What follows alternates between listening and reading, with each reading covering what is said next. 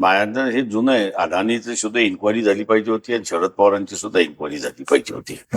परंतु केंद्र सरकार असेल, राज्य सरकार असेल, यांना देशहितापेक्षा व्यक्तिहित सांभाळणं हे अधिक मला त्या ठिकाणी दिसतंय. आणि देशाचं काही होऊ द्या, पण हे व्यक्ती टिकले पाहिजेत. अशा रीतीचं असताना भारतीय जनता पक्ष RSSचं धोरण आहे, 14 वर्ष सत्तेमध्ये आहेत, ते खरे दोषी आहेत असं मी त्या ठिकाणी मानतोय. म्हणजे मनुवाद्याचा अजेंडा त्यांचा जो आहे त्याला जो कोणी विरोध करणार नाही त्याला आमच्याकडे अभय आहे. बरं, हा, अच्छा, की जे फार आणि तो अभय देत असताना हे देशाला धोका होतोय हे त्याच्याकडे ते बघत नाहीयेत. बरं, पण मग आता महानगरपालिकेच्या निवडणुकीमध्ये तुमची आणि काँग्रेसची युती होतीये का? काही ठिकाणी आम्ही बातम्या ऐकल्या की नांदेडमध्ये ही युती होणार म्हणून बातम्या पण आल्या, मग नंतर त्याच्याबद्दलची वस्तुस्थिती काहीतरी वेगळीच आहे. काँग्रेस प्रदेशाध्यक्षांचं आणि तुमचं काही बोलणं झालंय का? ते मी आता नांदेड मधलं सांगायचं झालं तर नांदेड मधलं आमच्याकडून असणारं फारुख अहमद आणि प्रशांत इंगोले हे दोघे होते प्रमुख म्हणून, आणि तिकडनं असणारे काँग्रेस पक्षाचे खासदार चव्हाण म्हणून जे आहेत ते प्रमुख होते. त्यांच्याकडून त्यांच्या चर्चा झाल्या, खासदारांनीच प्रेस बोलवली आणि खासदारांनीच प्रेस समोर सांगितलं की आमचं 50-50% डिस्ट्रीब्युशन. मग नंतर काय फिसकटलं? काँग्रेस पक्ष हा माझ्या अंदाजानं कितपत राहुल गांधी आणि सोनिया गांधी किंवा खरगे असतील, CWC असेल, यांना मानणारा आहे याच्याबद्दल शंका आहे. खासदार दिल्लीला निघून गेले आपल्या कामाच्या निमित्ताने. अशोक चव्हाणांची जी पिलावली काँग्रेसमध्ये राहिली त्याची प्रेस बोलवली आणि आम्ही असताना ही युती मानत नाही, वंचितला 4 जागा आम्ही देऊन मोकळो.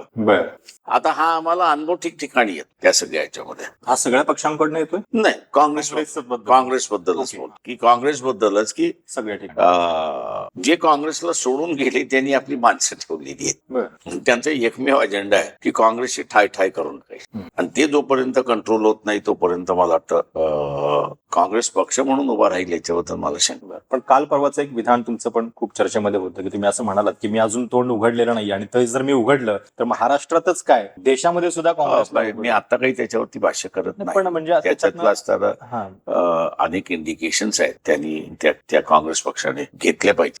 बीजेपीचा RSS बीजेपीचा जो एक अजेंडा आहे की इथला असताना राजकीय पक्ष संपले पाहिजेत, हा जो एक अजेंडा आहे, त्या अजेंडाला काँग्रेस वाचली किंवा ताकदवर राहिली तर मी असं म्हणेन बीजेपीला, RSS बीजेपीला तुम्ही डिफीट करू शकता. जर तुम्ही ताकदवरच राहिला नाहीत तुम्ही RSS बीजेपीला डिफीट कसं? तुमच्यासारखे लोक सोबत आले तर त्यांची ताकद वाढेल, त्यांना ताकद मिळेल. ते आम्ही येऊ न येऊ हा एक वेगळा भाग आहे त्याच्यामध्ये. जे डाव्या विचाराचे असतील, समाजवादी विचाराचे असतील, पोलिश आंबेडकरी विचाराचे असतील, हे माणसं आपापला लढा उभा करतात असं मी त्या ठिकाणी मानतो. काँग्रेस जी आहे ती गांधीयन फिलॉसॉफी पूर्वी घेऊन चालत होती. गांधीयन फिलॉसॉफी जोपर्यंत ती घेऊन चालत होते तोपर्यंत माझ्या अंदाजानं RSSला या देशामध्ये वाढायला अजिबात जागा नव्हती, स्कोपही नव्हता. ते पुन्हा त्यांनी करावं. पण प्रत्येक वेळी असं का होतं की म्हणजे गेल्या 2-3 निवडणुकांच्या वेळी तुमची आणि त्यांची चर्चा होते, बैठका होत आहेत, होईल असं दोघंही म्हणतात. म्हणून मी म्हणालो ना की म्हणजे मी असं म्हणेन त्याच्यामध्ये की there are so many factors की त्याच्यातल्या ही वेळ आहे असं मला वाटतंय बोलायची त्या सगळ्याच्या.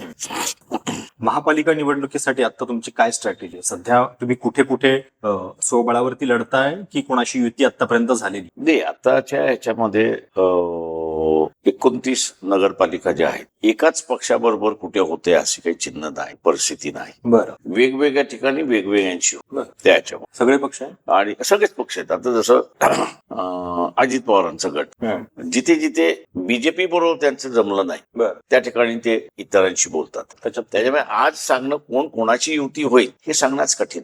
तुमचंही सगळ्या पक्षांसोबत आणि आमच्या सगळ्या पक्षांची डायलॉग आहे, बीजेपी सोडून. फक्त बीजेपी नाही. मग वर्कआउट ज्यांच्यासोबत आता युती झालेली आहे असे कुठले कुठले पक्ष? मी अजून म्हणेन वर्कआउट झालेले नाहीत. त्याचं कारण असं आहे की बीजेपी एकंदरीत एकनाथ शिंदे आणि अजित पवार यांना घेतही नाही आणि सोडतही, आणि ते उरल्या सगळ्या पक्षांना तर फोन करून सांग नाही जमलं तर आम्ही तुमच्या बरोबर. ओके, अजून होल्डवरती, अजून होल्डवर. आणि इकडे महाविकास आघाडीतले कुठले पक्ष? फक्त मी असं सांगेन की कोल्हापूर, इचलकरंजी हे जे 2 आहेत, या ह्याच्यामध्ये एक वेगळी आघाडी ज्याला म्हणता येईल की आप आहे, आम्ही आहोत आणि इतर आहेत, यांची एक बोलणी चालली. ओके. मुंबईमध्ये, कारण मुंबईमध्ये तर म्हणजे ठाकरे बंधू एकत्रित आल्यानंतर आता काय होते, कारण त्याचं पण एक काय झालं म्हणजे जेव्हा उद्धव ठाकरे मुख्यमंत्री होते तेव्हा तुम्ही आणि ते एका कार्यक्रमामध्ये एकत्रित आला होतात. मग शिवशक्ती भीमशक्ती पुन्हा एक प्रयोग होईल असं सगळ्यांना वाटलं होतं. काँग्रेस समजा नाही तर मग ठाकरेंचा ऑप्शन का नाहीये? मग पॉलिटिकल अंडरस्टँडिंग ह्या असतात रिलायबल पॉलिटिकल अंडरस्टँडिंग असतात. दुर्दैवाने असणारं उद्धव ठाकरेंकडे असणारं उद्धव ठाकरे डिसिजन घेतात असं मला वाटतच नाही आत्ताच्या याच्यामध्ये. एकतर संजय राऊत घेतात किंवा अजून कोणतरी थर्ड सेंटर असेल असं मी त्या ठिकाणी मानतोय. आमच्या बरोबर त्यांनी असताना युतीच्या अनाभागा खाल्ल्या सगळ्या याच्यामध्ये, आणि अनाभागा खाल्ल्यानंतर त्यांनी असताना त्या ठिकाणी ते सोडलं सगळं त्या याच्यामध्ये. आणि आता त्यांच्या बरोबर कोणच मित्र राहिलं नाहीये, पॉलिटिकल मित्र म्हणून कोणीच राहिलं नाहीये. मुंबईमध्ये काँग्रेस सोबत नाही आता, पण भाऊ आलेत सोबत त्यांचे. भाऊ आले सोबत हे बरोबर आहे, पण ते कौटुंबिक राजकारण झालं, ते थोडी पॉलिटिकल राजकारण झालं.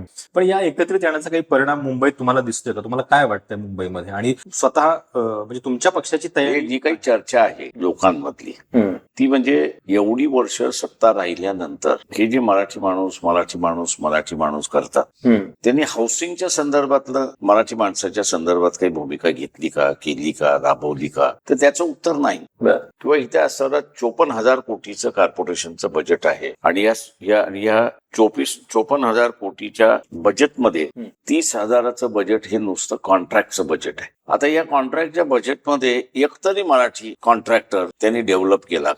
एवढ्या मुंबईमध्ये ब्रिजेस झाले, एवढे रस्ते झाले, एवढे फ्लायओव्हर झाले, अंडरग्राऊंड मेट्रो आली, सगळे आले, पण याच्यामध्ये एकही मराठी माणूस, एक मोठा बिल्डर म्हणजे जसं रैजा आहे, ओंकार आहे, लोढा आहे, असं एकही मराठी माणूस नाही की जे सहज शक्य होतं.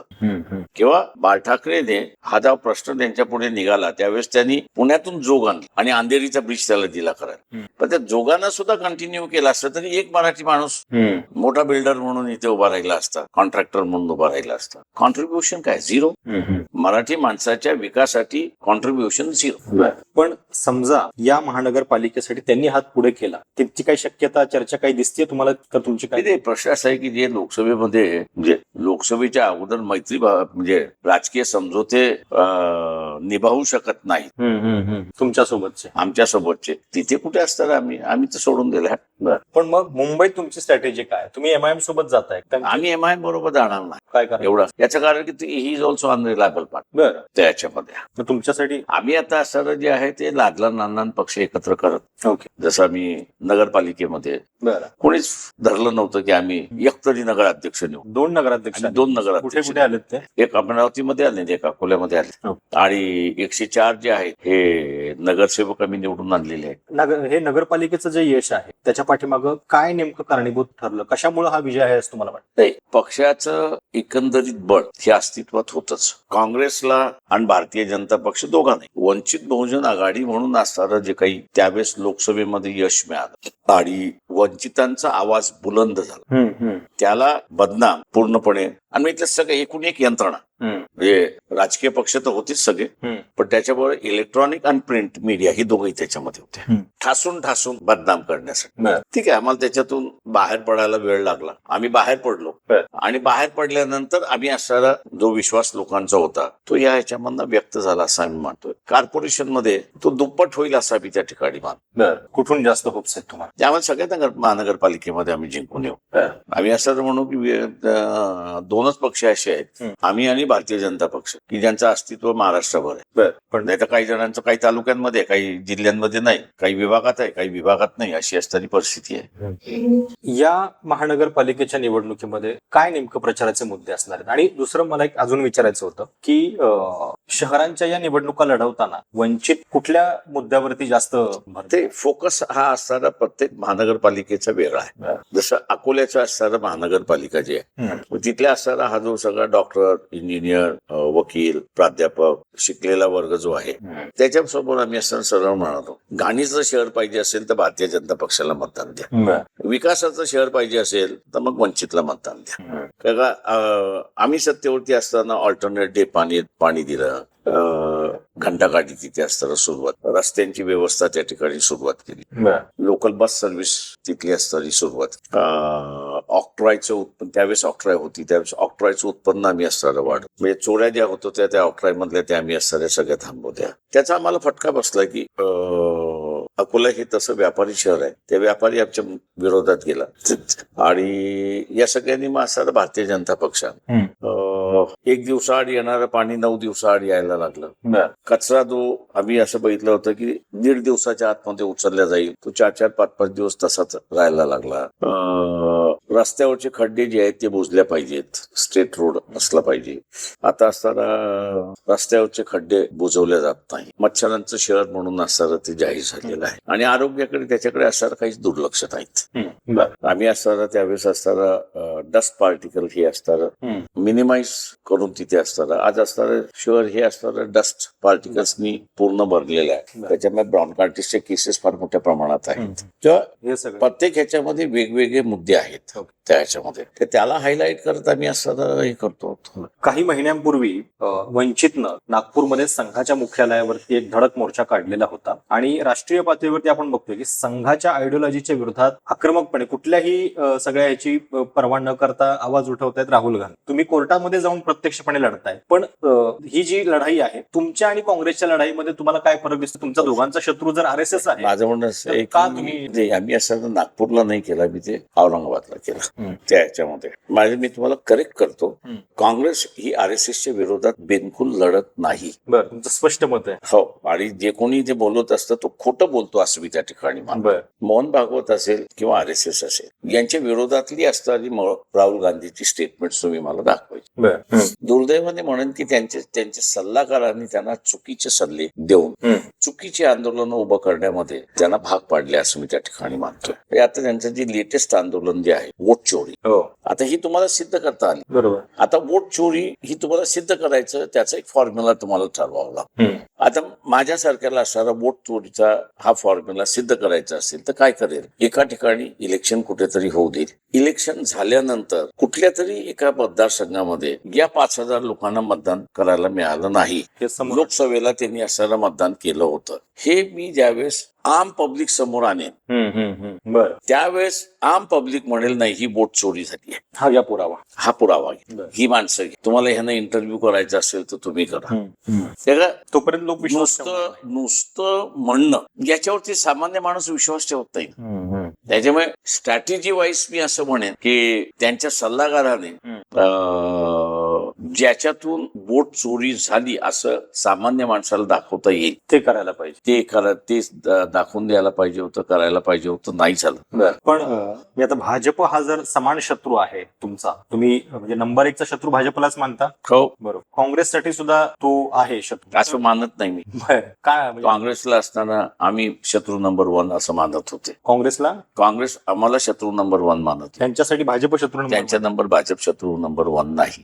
काय तुम्हाला शत्रू मानण्यापाठी काय? याचं कारण असं आहे की आता ती त्यांनीच सांगितलं पाहिजे, आम्ही काय सांगतो. कारण प्रत्येक वेळी म्हणजे निवडणुकीच्या वेळी चर्चा होते, त्याच्यात आम्ही तेच म्हणतोय की निवडणुकीच्या वेळेस चर्चा होता, पुढे जात नाही. बरं, आम्ही काय आकाश मागत, पण तुमच्या या भूमिकेमुळे मग पुन्हा ती चर्चा होते, प्रश्न असा आहे, प्रश्न विभाग सवाल असा आहे, मग त्यांनी त्यांचा पक्ष गुंडाळावा आणि आम्हाला त्यांनी द्यावा पाठिंबा. तेच आम्ही शरद पवारांना आम्ही म्हणालो की तुमचा पक्ष गुंडाळा, तुम्ही आमचा प्रचार विभागणी होऊ नये.